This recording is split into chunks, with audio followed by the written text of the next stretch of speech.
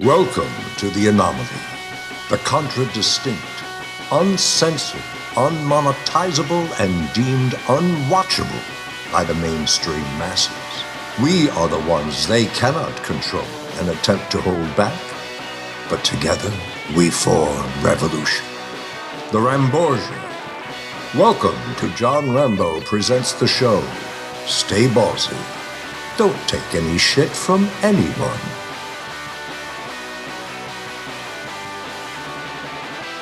$150 times, my Ramborgian friends, you've met me here, and we've danced this dance. Sometimes I step on your toes, sometimes you step on mine. Sometimes, in the middle of the night, we wake up next to each other, and we're laying there, with toes inserted into very uncomfortable places. But again and again, we dance this dance. And not for sponsorships, not for monetary gain or the promise of internet celebrity, but simply because it's a good time. So my friends, I thank you, for with endless entertainment options available to you, you've chosen the best kind, the free and optional kind, and that, my friends, makes you better than everyone else. Now settle down and prepare yourselves for more. Welcome to the 150th episode of L's Show. My name is John, and I have the honor and privilege of being joined by two gentlemen that I consider to be my best friends on the planet Earth and beyond. Of course, I'm speaking of the salacious OJ. Say hi, Hello. John. And our hero, the legendary Mr. Ed Trotta. Hello, everyone. Ed, welcome back to the program, sir. It's been quite some time here. Yeah, feels like an eternity. Not long enough, though, huh? Oh, I'm glad to be back. That's good. Great. So it's a great honor to have you here, sir. OJ, how are you doing, man? You were sick this weekend. You called me on Saturday from your deathbed, I think. Are you alive? I'm alive. I'm recovering. It was kind of funny. Someone who I haven't spoken with at the office in a while came over to talk with me today. He says, "Your voice sounds different." Like, yeah. I talked to you the weekend. You sounded like a ghoul or something. Yeah, I guess I did get grabbed by the ghoulies. It was pretty bad. Well, the most important thing is you made it here. Sound good to me. You sound like yourself to me. Yeah, I'm trying to keep the coughs to a minimum right now, but yeah, it was pretty awkward. I didn't have a thermometer when I think I had the worst fever because was getting like lightheaded and dizzy, but by the time I got a thermometer, it wasn't quite so bad. But yeah, every spring I get sick. Lightheaded and dizzy is my normal state. So if I get sick, I never know it. If you get sick, then you feel great. Yeah. It's the opposite thing. There's good lightheaded and dizzy, and then there's bad lightheaded and dizzy. True. True enough. So, Ed. Yeah? It's been some time here. Yeah. You got to fill us in on your Ed's great adventures that have been going on here. I know you've had some challenging things going on the last couple of months, some good things, some bad things maybe. Hope not. What's going to fill us in on a little bit? No, the major thing has been my move from Koreatown area of Los Angeles to the downtown area of Los Angeles. I guess, I don't know if most of your fans go to my fan page or even on my home page. I did take a picture of my new neighborhood, if you call it that. It's Grand Avenue, downtown LA, right next to the Disney Concert Hall. Oh. Right across the street from the Museum of Contemporary Art. Awesome. And that sounds like some pretty nice digs. Oh, it's the hotel. Yeah, see, that's what it feels like. It feels like a 4 or 5 star hotel. And that's the challenge, is to make it feel like home. But it's, it's got a 24/7 concierge at the desk, and the lobby has, or the lobby level, I should say, has a gym and a pool and a jacuzzi and a library with 24-hour free coffee from Starbucks. All kinds of stuff. It sounds a little fancy for you, sir. Yeah, this place sounds amazing. It's really swank. It's swank, every apartment has a washer dryer in it, and central air, of course, and it's just very uptown. I'm sure they love you smoking cigars in there, right? No. No, it's a non-smoking environment. Okay, yeah. Smoke-free building. So has that been a challenging thing for you? Or? That's the challenging thing for me, yeah. Wow. But it's a good thing. Right, of course. Of course. Yeah. It's healthy. I've been wanting to quit anyway. And I cheat every once in a while. We won't tell anybody. Yeah. That's okay. But I've certainly cut down quite a bit. And yeah, and Yogi likes it. They have a dog run here also. A lot of people really? Dogs, yeah. Except that it's AstroTurf, and none of the dogs seem to dig it. You know, dirt. They're like, what's this? Is this carpet? Is this grass? It's green. It smells like urine. Yes, definitely a carpet then. So, you know, so Yogi, my dog, likes to walk on the bench around the actual run. So basically, I have to take him on walks, and where he likes to go to the bathroom is in the ivy next to the courthouse. I'm also around the corner from the Supreme Courthouse. And he likes to go right on the steps of the courthouse. Right making a statement here, huh? A statement about the justice system of the United States. Yeah, That's failed us all. Right. Well, I haven't been caught by a guard yet. We'll see what happens. That'll be as long as you don't use the bathroom on the steps. I think you'll be okay. The dog can probably get away with it. I think so. I think so. So it's a pretty nice deal because they had a program for artists and I qualified, so I get a break on the rent. My rent was going up and up, and I thought, let me look around, see what I can get for the same, you know, or even less. And they were having a sort of introductory offer and they were pretty exclusively for artists, struggling artists. Awesome. Yeah. So sometimes it's good to be a struggling artist, perhaps. Yeah. So I've been talking to you, the last several months. Mm-hmm. Have little chats here and there, and you telling me that you're moving. I wanted to help. I wish I could have done something to assist you in some way. Oh, that's nice of you, John. I know you would have. I had plenty of hands on deck to That's help. good. But now that you have a great place, I think maybe I'll have to show up there and stick around for a while. What do you say? I think so. I think I'm gonna, play it out here as long as I can. This is, it's a nice place. They offered me a unit on the 19th floor, which had a really nice view, but I liked the floor plan on the 6th floor better. And I thought, well, you don't really live with, you live with both. You live with the view and you live with the floor plan. But I can always go up to the roof and look at that view. So I took the one on the 6th floor. It's got a fine view. So I'm happy. How about leaving your old stuff behind? I know, John, you've been through this a couple times. Yeah. What's that like to pack up your stuff? Was there any kind of tough feelings about this, or was it a difficult process? I threw out a lot, but I really kept almost everything. How could that both be true? I threw out stuff that I'd been meaning to throw out that like some old VHS tapes that were not family or, sentimental. Some books. But I brought almost everything with me in order to homify this place, so that it didn't feel like I was living in a hotel. Right. So it pretty much looks like the other place, but it's a little bigger, it's a little wider. The room's a little wider. The kitchen's a lot more, with the dishwasher. I didn't have that in the old place. You have a the old dishwasher place had too? chore. Huh? Oh, and a dishwasher too. Sorry, I'm just wanting your apartment. John's going to be there. You're going to get up tomorrow. John's going to be there at the front door, I think. Well, he likes you'll this be place. welcome. He'll be welcome. Don't tell him that. It's definitely going to happen now.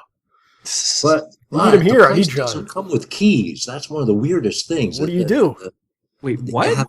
There are no keys. There are fobs. What does that mean?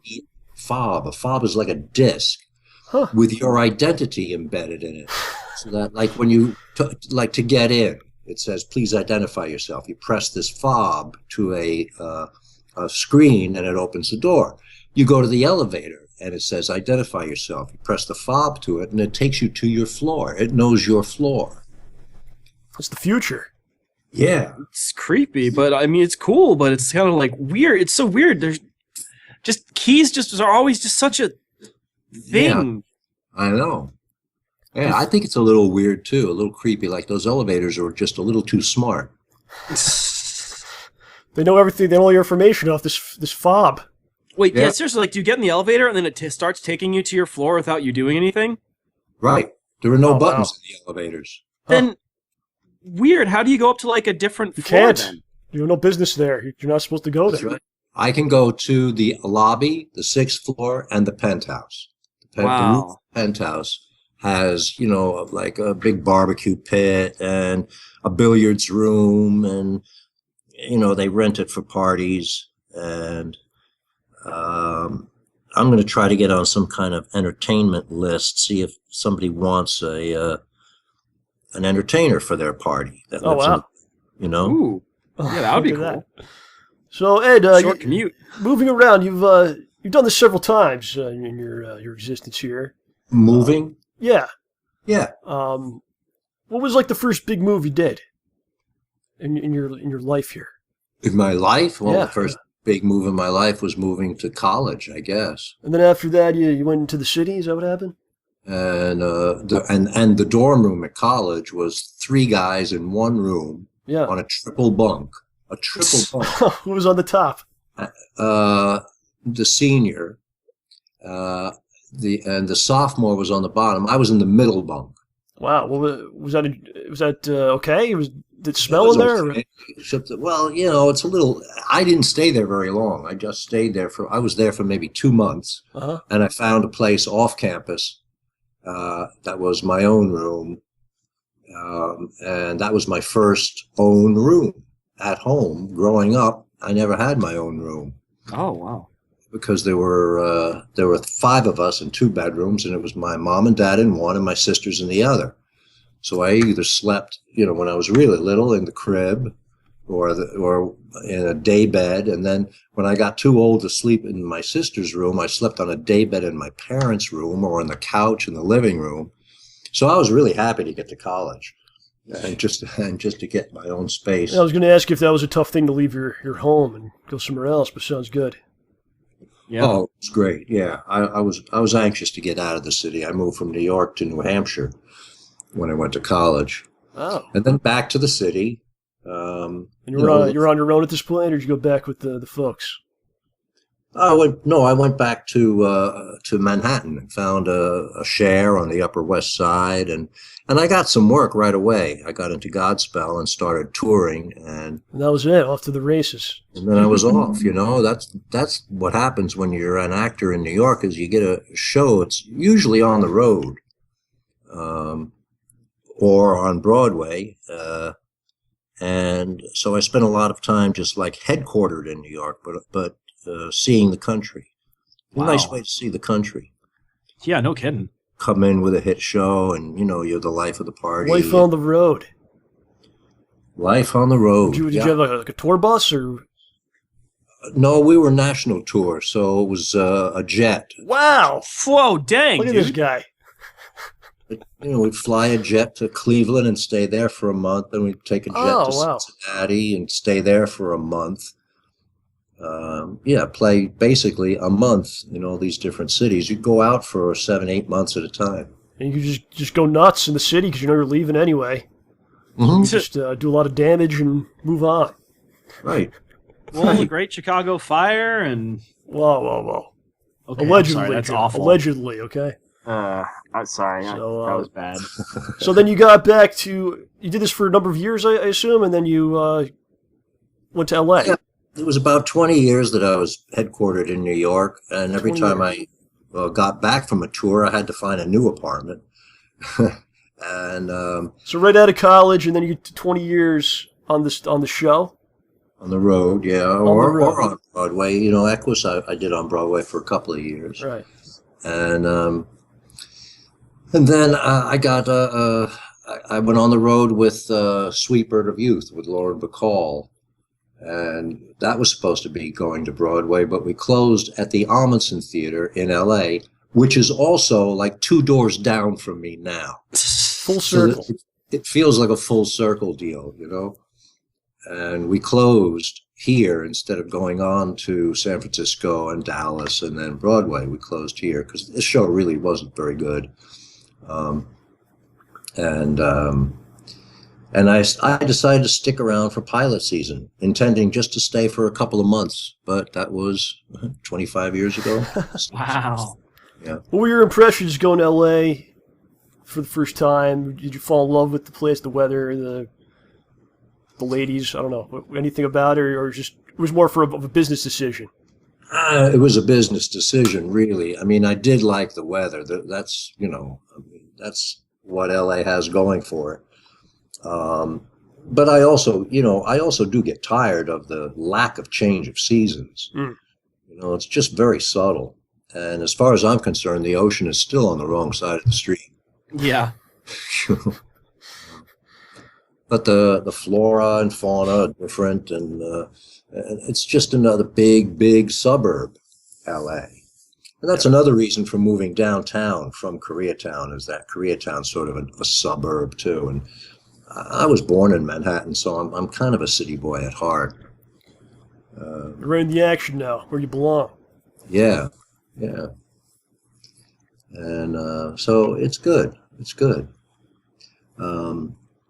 So, OJ, let me ask you, did that wedding happen yet that you're best man at? He's preparing his no, dancing. not yet. It hasn't happened yet. No, it's in, oh gosh, is it 3 weeks? Let me don't check. know.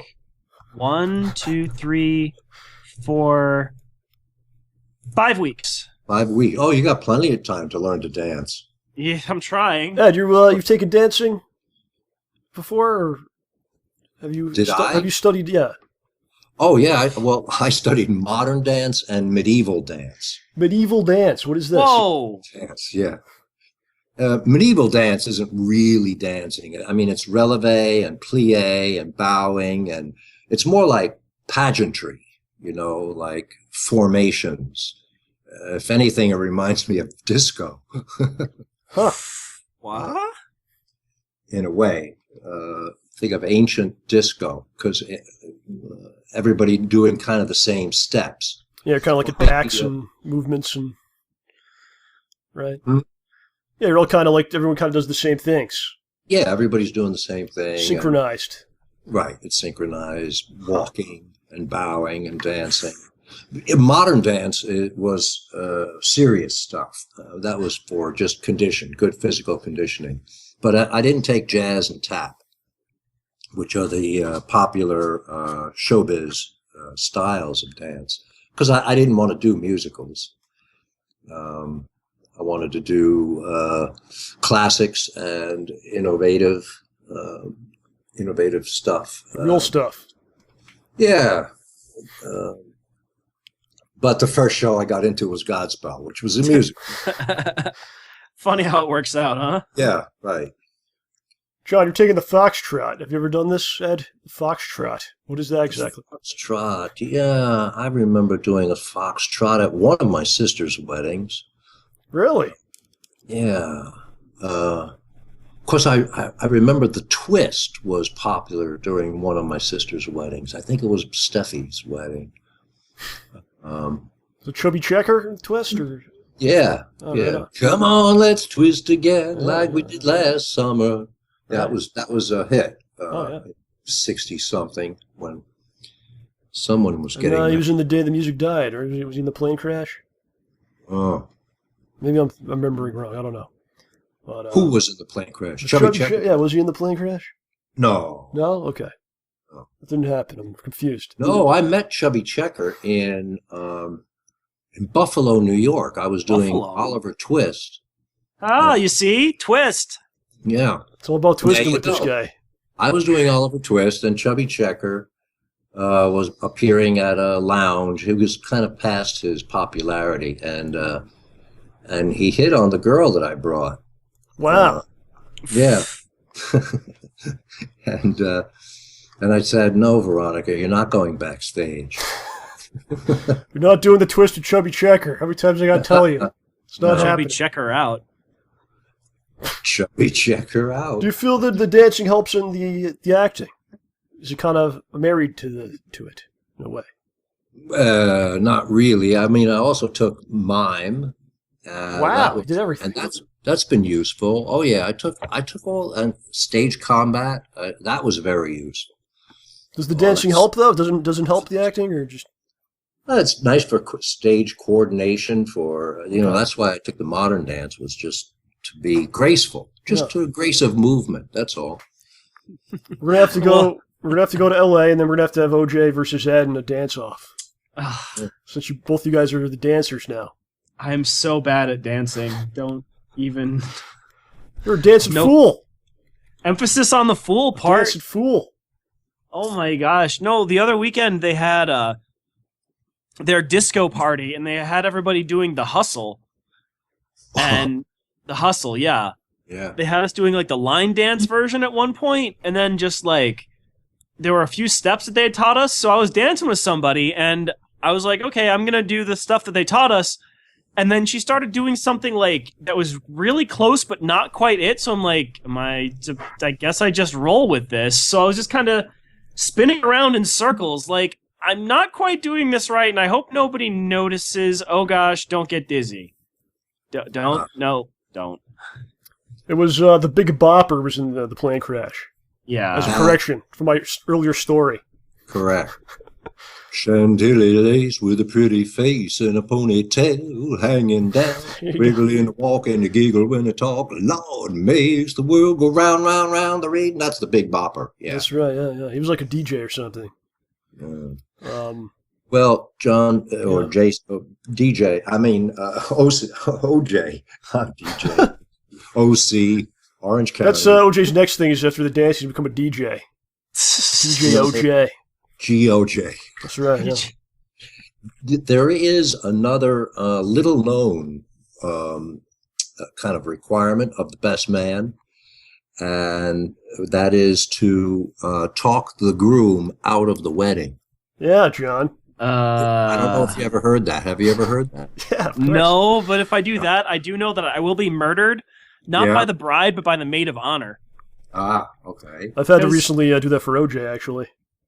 What? Forget it. What are some of the things you have to do as the best man, John? We never got into this. Are you planning some debauchery shenanigans? Here? What's going on? I'm planning some shenanigans. You can't give it away here? You're going to spoil... Well, I don't think anyone involved is going to... We're all going. I thought we were all invited. Is there a lot of pressure to do this? I feel like I would be... Yeah, it's a lot of pressure, and I basically got like half of everything planned out. Now I need to plan out the second half of the day. And I got sick, and I just refused to do any work when I got sick, so I have to pick it all up now. Are you going to the strip club you told us about last time, where you gave $2 bills to the strippers? Are you doing that again? That was at a different friend's bachelor party, and that was in Connecticut. We're going to be in New York City, so I don't even know what sort of craziness is going to happen. For further information on OJ's best man duties, stay tuned for future episodes of the show. I want to ask Ed about something here. Yeah. So while we were away, the show took a little hiatus. There was a sad passing back in February. The great Leonard Nimoy passed away. I know you have some history with the man here. Yeah, well, we did Equus together. And what year was this? 76. So after the Star Trek and all that stuff, you were doing a show with the guy. Yeah, that was one of my favorite theater stories, was that I was joining the Broadway company of Equus after being on the national tour. I was on the national tour as a horse that understudied the stable owner, but I joined the Broadway company as the stable owner. So I had 2 scenes with Leonard in the first act, and at one point he said, "Now, after I say this line, I'll be turning and walking upstage, and when my right foot is halfway in the air on the third step, that's when I want you to deliver the line, if he didn't, to surprise me. And I thought, this is kind of weird direction. Yeah. Because I sort of have more important things to be doing than counting your footsteps. And but how does it surprise me if he's telling you what to do? And it's exactly what I thought, John. How is it going to surprise you if you know exactly when it's going to happen? It'll be shocking to me. Do exactly what I tell you. I'll forget it all. So I decided to give it to him, to give him the line a split second early. His right foot was on the ground, about to lift, and I gave him the cue. And you could see his body kind of, halt, or he was genuinely surprised. And after the show, I told him, listen, I wish I could say I was just nervous and delivered the line early, but you did say you wanted it to surprise you. And I thought that would be a way to surprise you. And he gave me this big smile. It was just great. He was so gracious about it. He said, "You're right. I'll leave that timing up to you. That's your line after all." So that became one of my favorite theater stories to tell, because it's just, an understudy's job, or, just stepping in. That was my first performance as the stable owner. And so they called a special rehearsal for just the people that I had to interact with. It's just an argument about, do you go method? The method approach is not to choreograph it so tightly like that. It's just to feel it, to feel it. Anyway. So how many shows did you do with Mr. Nimoy? Was it a run of shows? Oh yeah, we were about 8 months. 8 months of that. Wow. After 8 months, you must have started to feel a little hoarse. Oh boy. Oh boy. So you had pretty good interactions with the man. Oh yeah. That's great. And after that, we were sort of buddies, and he liked to walk on matinee days between shows, and he liked to walk with someone so that he wasn't, if he looked like he was in conversation with someone, people wouldn't crowd him. Did the Star Trek fans show up to the show and they don't care about the show and they're just trying to bother him? And well, yeah, and he didn't like that. He didn't like being stereotyped as Spock. Right. He even wrote a book about that time called "I Am Not Spock," and it was a book of poems. Mm-hmm. But one afternoon we were walking, and someone thought he was the son of Sam. What? That was because there was a drawing, an artist's rendition of it, of the son of Sam on the cover of the Post. Yeah, it was Sam Berkowitz, I believe, right? Yeah, the serial killer. Yeah, and people all around were saying, "No, you idiot! That's Leonard Spock. That's Mr. Spock. No, that's Mr. Spock. But no, they had to call the police. The police had to, because the one guy was adamant that's the son of Sam. Oh my God, this is insane. So the police had to show up and say, "No, you idiot! That's Mr. Spock." He's got a book here. It says he is not Spock. That's right. Yeah. If that was today. Say I am Sam. If that was today, it'd be up on Twitter. People would be hashtagging it and be all kinds of misinformation. Spock is the son of Sam, and right. It'd be a lot worse. But wow, very very weird. That's a weird story there. Yeah.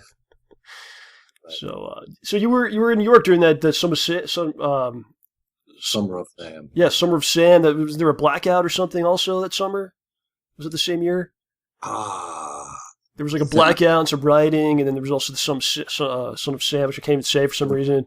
I remember there was a major blackout. Yeah. I was in the Berkshires when that happened. So that, I think, was 75. Yeah, I think there's a Spike Lee movie about the whole summer. things that were going on in New York. So some history there. Yeah.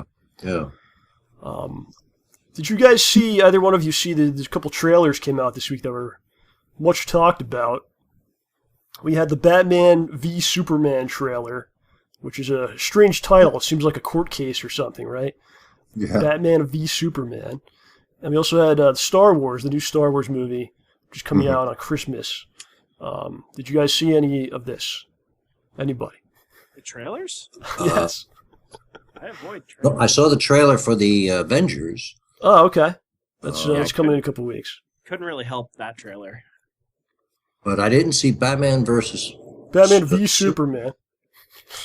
My money's on Superman, of course. I mean, Batman is a regular guy. Yeah. Not regular guy, but he doesn't have superpowers. He's just... Yeah, it looks fun. Actually, they show Batman wearing a metal suit. Well, that'll help. It will help him out, perhaps. We'll see how that turns out. The Star Wars, The Force Awakens, I think it's called, something like that. Yeah. I watched it, and it starts off with the music, and immediately I'm just like tearing up. It's just, it's just kind of like just touches you in a certain way, Which only amazing. a Disney film can. What's amazing about Star Wars film can, and what's amazing about Star Wars is it went through that period with the prequels, which were so bad, but it doesn't matter. It's still Star Wars. Like, you can do no damage to it, really. You know what I mean? Like, it's untouchable, and it was cool. It had Harrison Ford with Chewbacca in a scene, Ed, which was like, wow, and I immediately wanted to run outside and start filming things and write stuff, and it was like I was like being a kid again. It was pretty awesome. do little Star Wars related stuff. Just anything. It was just like, well, I'm 7 again, Star Wars is back. We can be anything. So do you have memories of Star Wars when Star Wars came? Oh, of course. Original. That was 76, wasn't it? That Star 76, 77, something like that. Yeah. Yeah, I loved it. Yeah. I watched 1, 2, and then by 3, I was starting to tank on it. There's a lot of years in between. It wasn't like today where they could pump them out. Right. It was a good amount of time in between each one. Yeah. Then you got to the Ewoks. Which was cool, which I like, but I'm sure I wasn't a big. I don't know. The first one I thought was so inventive, so innovative. Why mess with a good thing? They started to get a little, I don't know what, a little wild or a little, I don't know. Maybe I was just getting older, Yeah. Well, you were doing shows with Leonard Nimoy and Son of Sam's running around, so Star Wars, whatever. But bigger things on your mind at the time. Yeah. I heard that an individual made a Star Wars movie on his computer that was good enough to attract what's his name? George Lucas's attention, and I'm not sure what the Lucas said, "I'm suing you for copyright infringement." And maybe, or maybe he's going to hire the guy. I don't know. Yeah, well, the whole thing's Disney. Disney took over the whole thing now. They pretty much run our world. Yeah, they run our lives. Disney. We don't realize it, but I'm certainly excited about it. It's cool, man. Mm-hmm. We'll see how it turns out. I'm just kind of amused that the dude who did the Star Trek movies is now doing a Star Wars movie. Yes, that is true, John. It's just kind of like, whoa. Yes. I mean, you'd think those two would be, like the same dude. It's like, I don't know. I'm trying to come up with a good metaphor, simile or metaphor here. It's just like seeing, it's like seeing like cats the leader of the have sex with dogs. Like the multiple positions, filth. They put up. Not exactly, Josh. Yeah, that's what he's trying to say. I'm helping him out here. For those of you guys who have the Marvel Unlimited service, they put up the full run of Star Wars comics from the 70s up on there. So I've been reading those, and there's a lot of cool stuff in there. So it was the expanded universe, right? I don't know. What are you? What? No, it was like Marvel had their own run of comics, and they basically followed the movie, and then they went off on their own. They were just doing whatever they wanted. And then when another movie came out, they would go back to like the script of the movies. But in between, like these crazy weird stories they would just come up with, and a lot of them are really goofy and nothing to do with like anything. But it's fun. It's a fun read. Check it out. And there's this one really lovable character who's talked really funny and had big floppy ears and was like 12 feet tall. Okay. No more Jar Jar Binks jokes. So I'm gonna ask Ed about something. Me and OJ here, we've been watching this Daredevil show, which is on Netflix, and they have a character, the Kingpin, Wilson Fisk, and what they do with this show is a device that you often talk about with Dracula, where they'll talk about the guy, but they don't necessarily show him, and it's all like the reaction. So if you can kind of elaborate on that whole thing. Oh, yeah. Well, yeah, Dracula is like that. They keep talking about him, but he has less stage time than a number of other characters, yet he's the one who takes the final bow.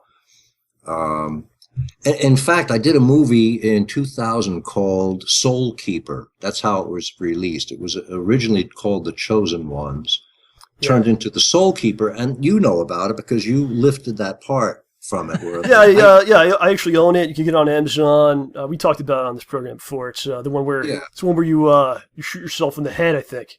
Very upsetting. Oh, yeah.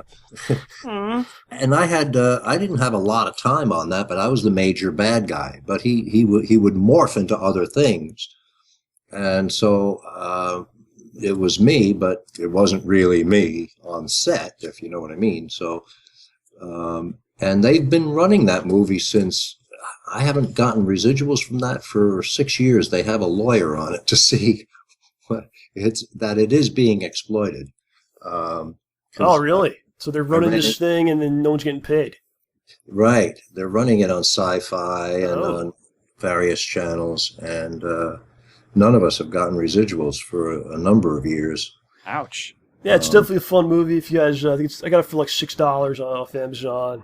Soul Keeper. I think it was from 2001. You now owe Ed $1. Yeah. Yeah, you should get it. Yeah, I bought it. You should get something off of that, right? Yeah. We just proved it. We just proved the theory. There you go. Wow. Like, that's a confirmed sale, so something has to go through somewhere. Right. So essentially, go ahead.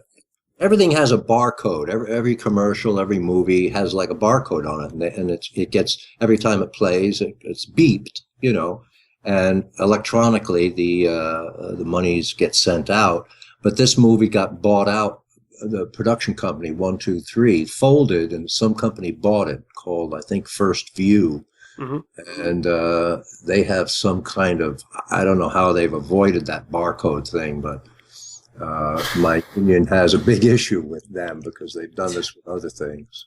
I'm picturing that company's owner as the Kingpin. Disney Kingpin.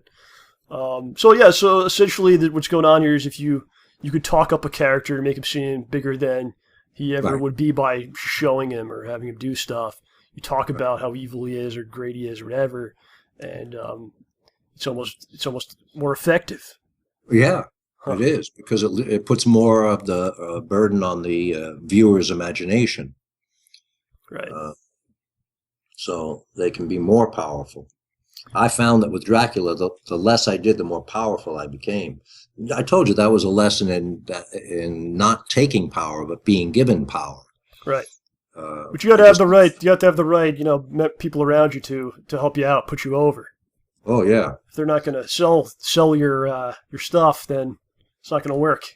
Yeah, if you have a really good Renfield, you just look at him and he goes, Master, please, a nice juicy spider. Is that why you keep me around, John?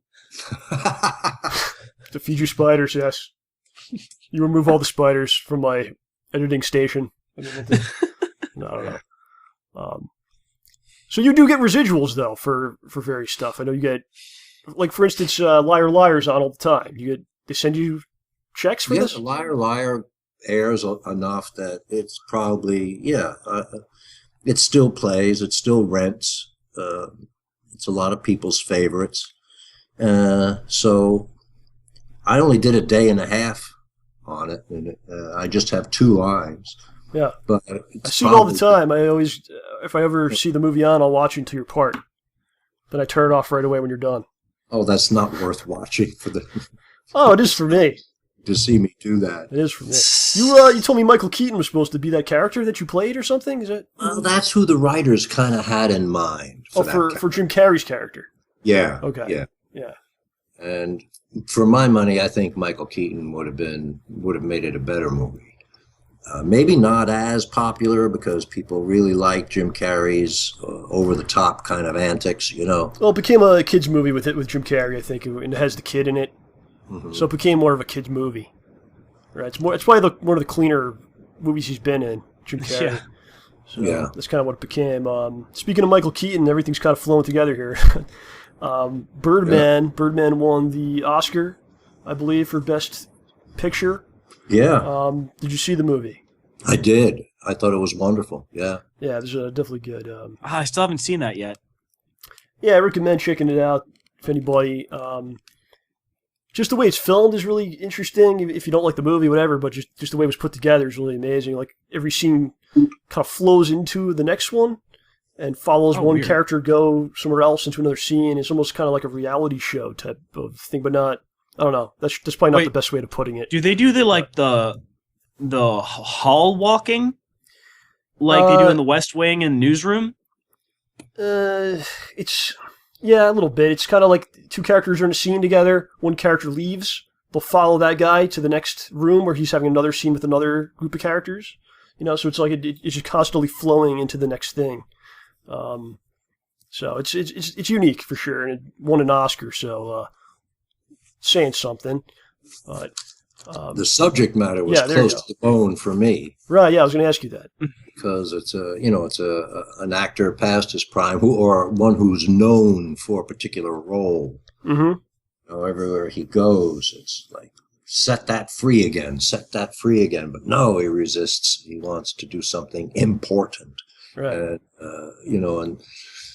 And that's been my story too. So, not that I've had a role like that. Like, Michael Keaton played Batman and Birdman, I believe, to be pretty close. Oh, yeah, that's what it was supposed to be. So... he basically has demons, and it follows him around, and he feels the need to... Maybe he feels he needs to accomplish things to be important, to be relevant. He has to do this or that. Yeah, really interesting stuff, man. Great, good cast on there. Zach Galifianakis is in it. Really? Yeah, he's really good. Edward Norton's in there. Yeah, it's good stuff, man. Do you feel that was the best movie of the year, Ed? Did you see all the candidates? I saw most of them. They sent me most of them. What did I really like? There was one. Schnozman and Hole Punch you liked the most. Oh yeah, that was... Just ignore that. So which ones did you like? What were the choices again? What I don't even remember. Neither do I. My short-term memory is shot. Oscar nominees 2015. Okay, I've got the winners and nominees for Best Picture. What were the nominees? And the nominees for Best Picture 2015: Boyhood with Richard Linklater and Kathleen Sutherland. You don't have to tell us the actors, just tell us the names. The Theory of Everything. Wait, what did you think about Boyhood, Ed? Oh, I think Boyhood was wonderful. Yeah. That's the movie where they filmed it over the course of 15 years or something? Yeah. The funny thing about it was such an ensemble movie. Mm-hmm. And you identified with everybody. And The Theory of Everything. Well, I think he won Best Actor because his impression of Stephen Hawking was just off the charts. Yeah, I didn't see these. John, did you see these movies, John? No. I have actually seen none of them. What are the other ones? Okay, The Theory of Everything. Yes. Selma. That was about Martin Luther King. The Imitation Game, which I kind of want to see, but I get the feeling they might have embellished a ton. The Grand Budapest Hotel. Yeah, it looks fun. I'd like to see that. American Sniper. Did you see the Budapest Hotel, Ed? I didn't see the Budapest Hotel. American Sniper. I didn't see American Sniper either. Neither. A little too much media about, what the real stuff came out about it that kind of spoiled wanting to see it. Yeah, I feel the same way. It's just not interested really, Is that it, John, or is there more? One more, besides Birdman, obviously. Whiplash.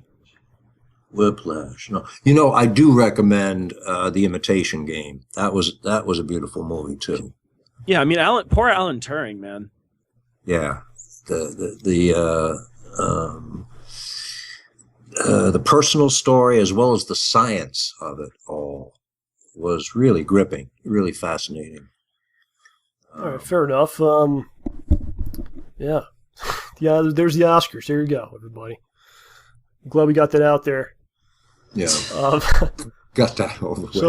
So much better than any of those movies. Of course, let's talk about something I've been watching quite a bit of, The Twilight Zone.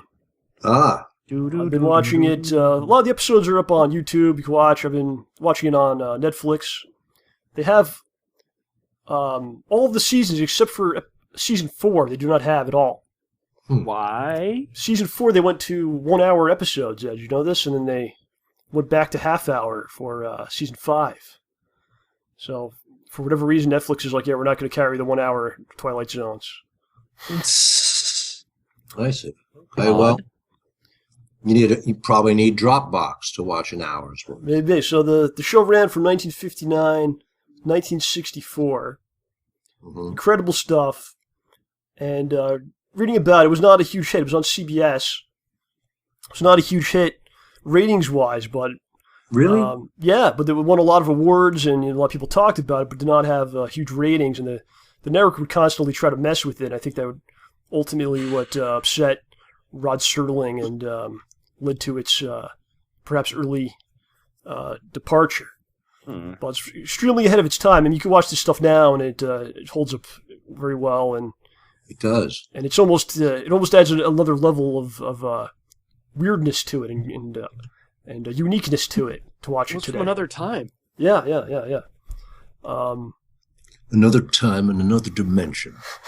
A dimension not only of sight and of sound, but of mind. A wondrous land whose boundaries are that of the imagination. There's a signpost up ahead. Your next stop. Boom, boom, boom. The Twilight Zone. So did you watch this when it aired originally? I watched the first run. Yeah, I watched them every week. I think it was on Friday nights. And the next day, Alfred Orphy and I would get together and talk about it. This must have blown your mind. It must have blown your head off seeing this, right? It was a mind blower, yeah. It was full of suspense and morality and humor and social commentary. Yeah. Even that holds up till today to see a lot of that. We haven't fixed much of anything since that time period. And I just finished reading a book called As I Knew Him, written by Mary Serling, Rod Serling's daughter. And it was a little peek into his life in the military, as a paratrooper, and as a kind of a slight guy, not expected to do well in the military, but he did. Very interesting guy. He had some stuff to do with the Planet of the Apes as well. A lot of the things that we see today certainly influenced by this guy. And he wrote a lot of books, a lot of almost a philosopher in some ways, a lot of ideas and beliefs on things that are very very interesting, very cool. Couple episodes I'm going to throw your way, see if you remember. The very first episode they did, it's called Where Is Everybody? And it's about this guy, and the whole episode he's just walking around this town that's been abandoned. He's the only one there. And it seems like he's the only man on Earth. And he's just isolated. And in the end, he basically goes crazy, starts smashing everything. And suddenly he wakes up, and he's in this space, like a space test pilot thing. Yeah. It was basically they're training someone to go to the moon. Right. And they put him in this little almost closet for, I guess, a couple weeks to see how he would react. Yeah, Oh, no. it was a sensory deprivation tube, Yeah, a capsule or something. And the whole idea was like about, can man go to the moon and not go nuts? Because this was obviously filmed and made, almost 10 years before we actually went to the moon. So it was really interesting to see that. Yeah. And there's a lot of fear of like, could man go to the moon? Would you lose your mind and all that stuff? So, wow, crazy, man. Nightmare at 20,000 Feet. Oh yeah, that was with directed by Richard Donner and William Shatner. young William Shatner. Yes, and he's this is a classic thing. This has been parodied and done on a lot of shows like The Simpsons and all that. But Shatner's basically on a plane with his wife, and he keeps looking out the window, and he sees like this man ape or something, like this gremlin. It's supposed to be a gremlin, but it was like looks like a gremlin tearing up the wing, and he's like destroying the wing, and he keeps saying, "Look what's going on!" And every time someone comes over, the thing is gone, of course. Right, and the guy is just post nervous breakdown. She's bringing him back from the hospital, so of course they're not going to believe him. Yeah. And it's just the ending is just amazing. I mean, he steals a gun from someone on the plane, opens the door. That's right. And tries to shoot the thing off the wing. Yes. But as they're hauling him away, they go and inspect the wing, and they see that indeed something has been ripping up at it. Yeah, this is amazing stuff. It's about 26 minutes. And they're only on the plane. I mean, there's no other locations or anything. Yeah. It's basically the plane, the two seats where he's sitting. The camera's on Shatner basically for 20 minutes out of the thing, just on his face. Yeah. And that's just awesome, man. They could build that much suspense and drama just with like a couple shots or something, Beautiful. Yeah. Rod Serling was an innovator. He worked with cinematics, no special effects, no computer generated anything. Sometimes it worked very well, and sometimes not so well. There was one episode called "The Eye of the Beholder." Yeah, that's a very popular one. A woman in bandages who was, down to her last facial reconstruction, and when they take the bandages off, it's Donna Douglas underneath, and she's absolutely beautiful. But the camera pans to all the doctors and nurses, and everybody is hideous. See, and so, but there was a shot of when they were taking the bandages off. You could see the scissors cutting the bandages, and the eyes were sort of like several inches away from her face, and it was really strange. Didn't really work. Okay, well, he's trying stuff out. They tried stuff out, and it was effective.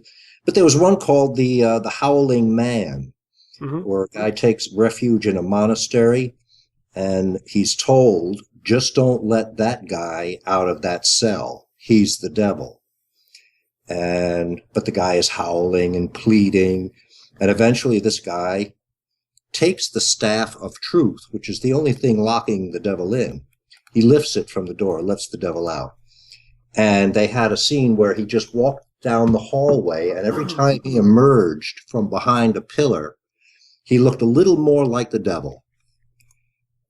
He'd emerge once, and you'd see cloven hooves. He'd emerge again, and you'd see horns, then the long tail. And it was as effective for me as the Terminator silver guy, the T-1000. Yeah. Have you seen this boy?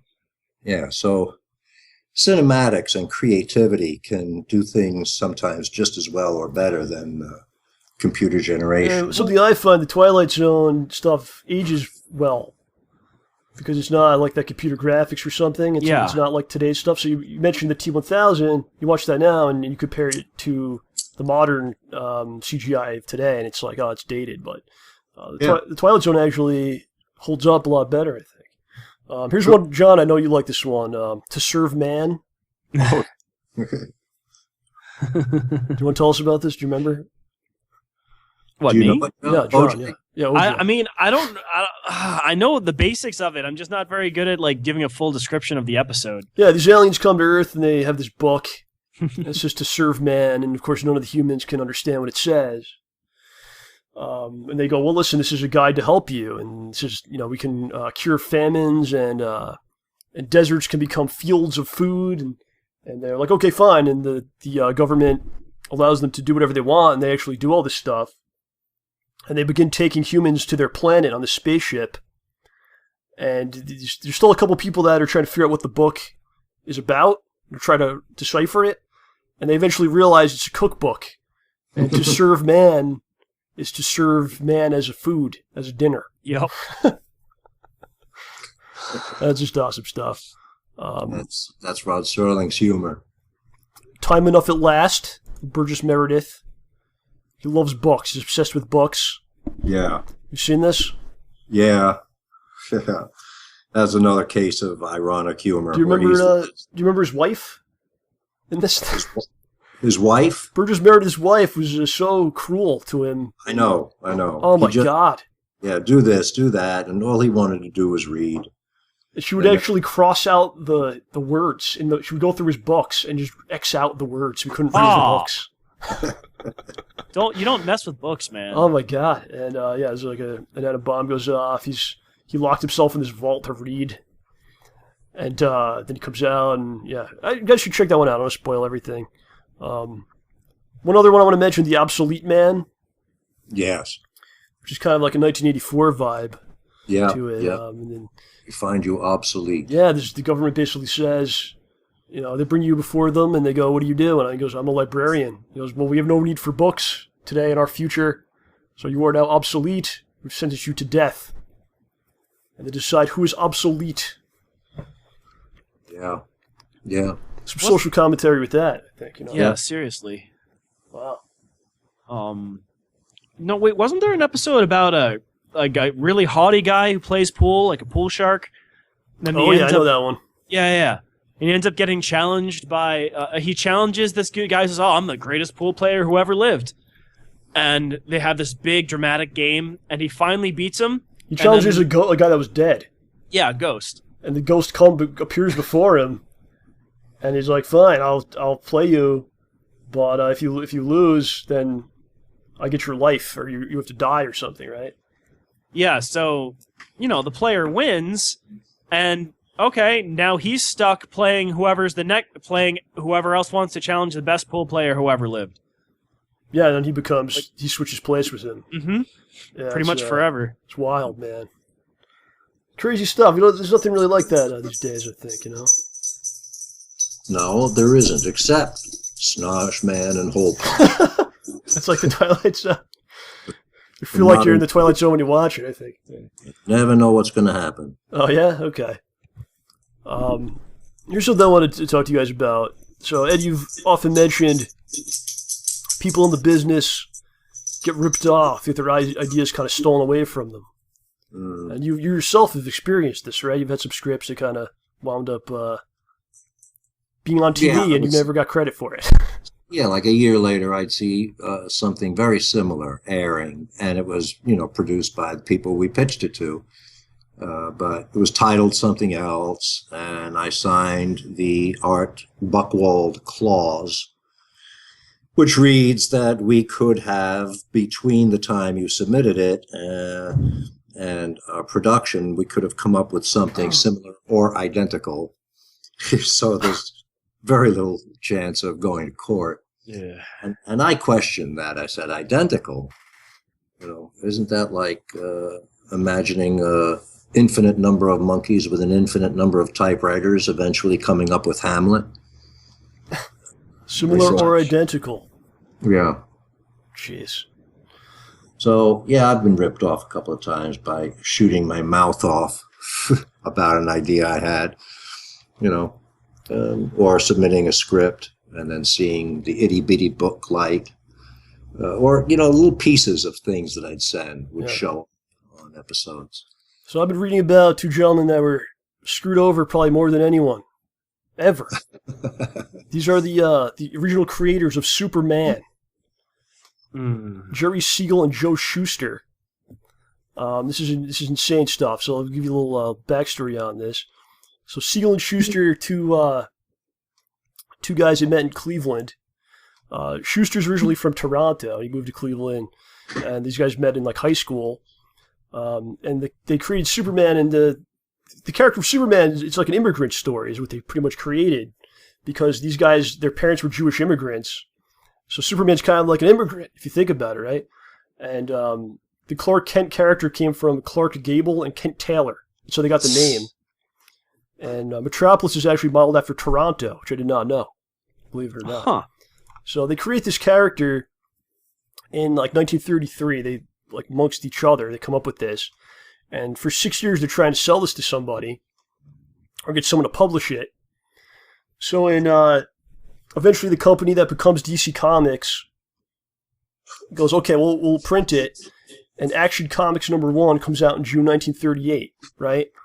And in order to do this, they had to sell the rights of Superman to this company, and what they got in return was $130 and a contract that says you're going to supply this character to us.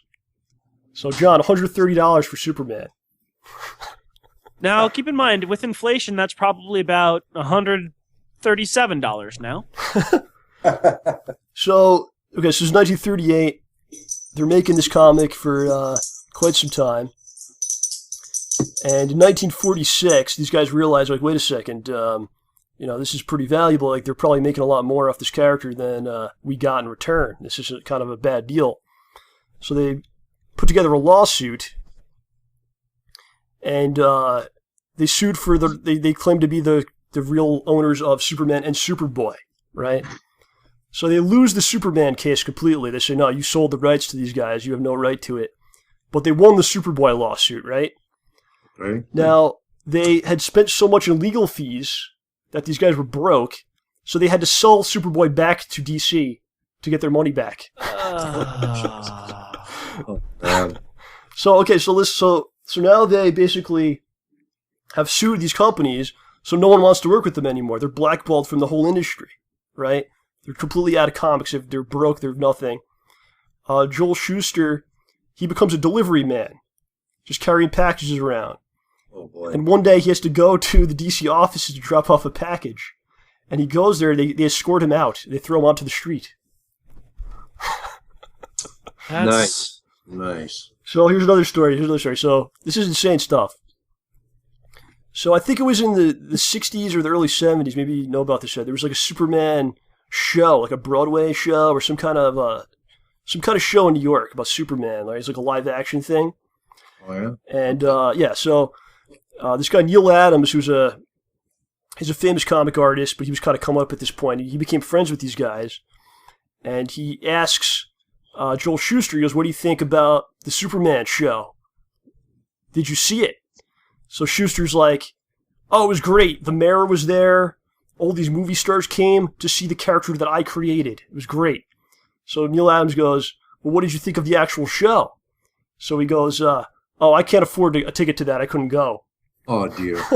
That broke my heart right there. So anyway, what happens is this guy Neil Adams and all the other comic creators kind of banded together, and at this point Warner Brothers had bought DC, and they didn't want any bad press for the Christopher Reeve Superman movie, which was coming out, and they all banded together and fought for these guys. And on December 24th, 1975, Warner Brothers basically gave them $30,000 a year and health benefits, and they also get ownership credits. So anytime you see Superman, you'll see those names, like created by.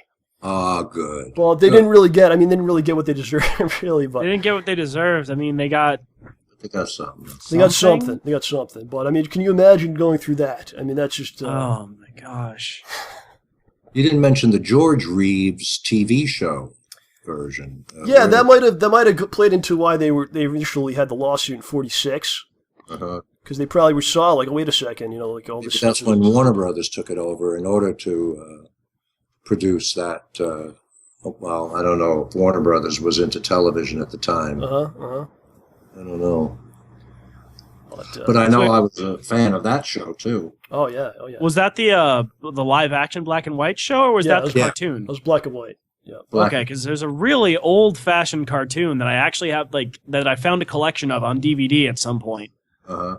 It was pretty funny. It was Superman. Like one of the DVDs is titled "Superman versus Nature and War." Huh. It's just like Superman fighting against like a tsunami and the Germans, not at the same time. Did you ever see when George Reeves was on I Love Lucy as Superman? Yes, I saw that. Yeah. Really? Yeah. Yeah. That's amazing. Lucy was trying to be Superman for her son's birthday party. Uh-huh. But Ricky knew George Reeves from the studio and had him stop by.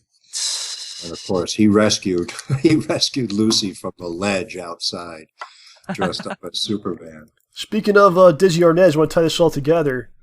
I read that after the Twilight Zone, they tried to come out with another show, like maybe this was like 10 years later. A similar show to the Twilight Zone. It wasn't the Twilight Zone, but it was kind of like a knockoff.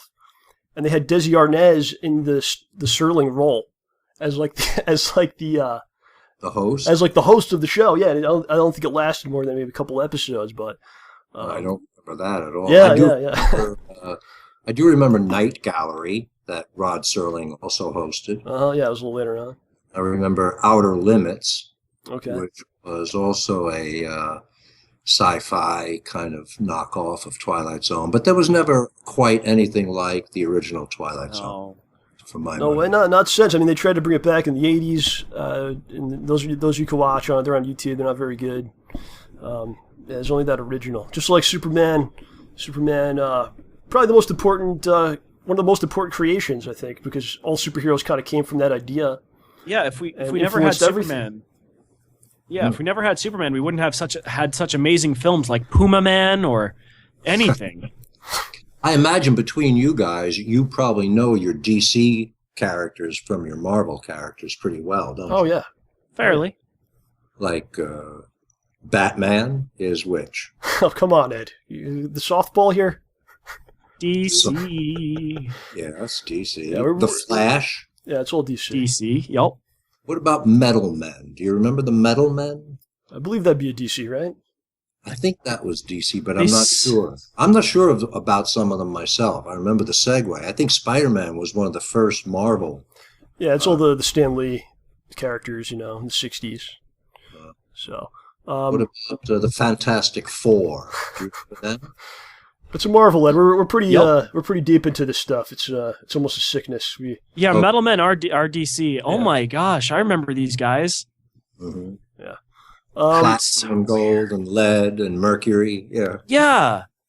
Let's talk about, before we get out of here, we're going to talk about our characters, Ed. Schnoz Man, a whole punch. We sent you the 2-disc compilation set. I want to see if you have any thoughts on this thing. Oh, yeah. I love it. I love the production values, how they improved with the Blu-ray rendition. Yeah. And I love how around episodes, I guess 7 or 8, you start introducing the outtakes and the behind the scenes stuff just at about the right time. You're watching episodes, and then you start seeing the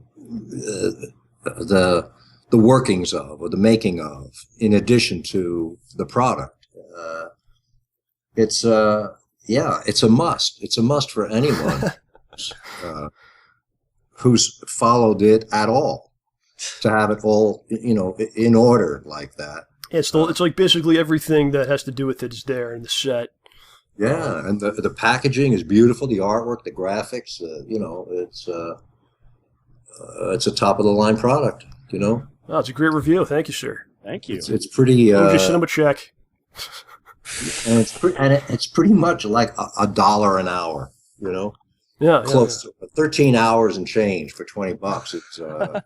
It's a deal. Yeah, right on. Thanks for taking a look at it. And of course Ed's on there, and there's some outtakes with Ed when he was doing his little part there. And I don't know if you got to that part, but if you check it out, those of you guys have seen it. Some good stuff in there. So if you guys are interested in picking up Schnozman Hole Punch 2-disc set, go to STAYBALLSY.com. Pick it up. It's available anywhere in the world. $19.99. Like Ed said, over 13 hours of stuff. It's got basically everything that has to do with the project, including the outtakes, commentary, convention appearances, all the episodes completely remade. All that stuff can be yours. We got a box of these things. They want to be in your home, in your loving arms. They want to see you. Mm-hmm. Pick them up. All of you. That's right. I think it's going to do it, gentlemen. Any final words here? All right. Well, hey, guys. Glad that on the day I'm feeling better, I got to hang out with all y'all. It's been fun. Can't wait to chat with you guys again. Ed, thanks for coming back, man. We got to do this again. My pleasure. Always. As always. This was one of the fastest hours I've ever spent. Aw. Well, we're going to have to do it again. It's a little more than that. Yeah, we'll do it again. You tell me, and I'll be there. All right, let's do it. Looking forward to it. John, say goodbye to the beautiful people. Have a wonderful night. Day. This has been a production of STAYBALLSY.com, the best in free and optional entertainment. Have a pleasant evening, and remember, stay ballsy. Don't take any shit from anyone.